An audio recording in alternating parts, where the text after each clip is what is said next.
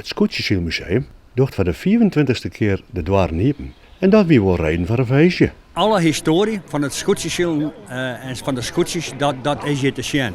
En dat proberen wij voor de volgende generatie iedere keer weer terug te vertellen.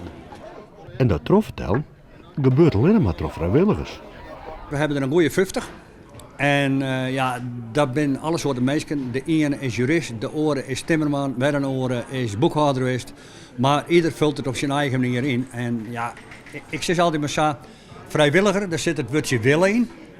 En als je altijd bij een baas hebben en je houdt op en je wordt wat dwaan, dan moet je willen hebben in het vrijwilligerswerk. En dat hebben we hier.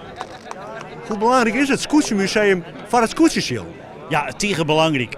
De mensen kennen hier alles van de geschiedenis, van de cultuurhistorie, van de pracht van het Scootjesiel, van de wedstrijden. Mensen kunnen enthousiast worden, dan gaan ze zien, dan willen ze meedoen. Dus onze bemanning wordt gerecruiteerd omdat hier de bezoekers enthousiast worden.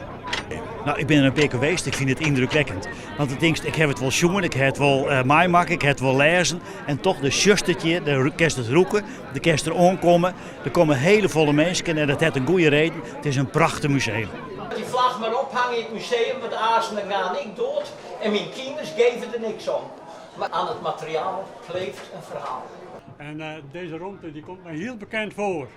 Dan ben je op vakantie en dan mocht ik bij Paken sliepen achterin het kaboefkes zijn dan altijd. En dat we achterin een werken en dan kon er weer de bedstee in dan eigenlijk. Het gaat wel indruk maken. Zeer indruk. Ik vond het altijd een prachtig mooie vakantie. Wij zijn vanaf 30 april open en dan op mei, juni ben we dus het weekend open. En dan op juli, augustus, dan ben we alle dagen hier, behalve mandjes. En dat is dan van 1 tot 5. Waar je jong?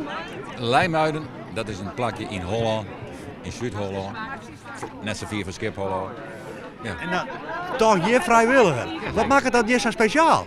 Ja, nou ja, het is de warmte. Het is gewoon warm. Het is een warm nest hier. Alle aardige mensen.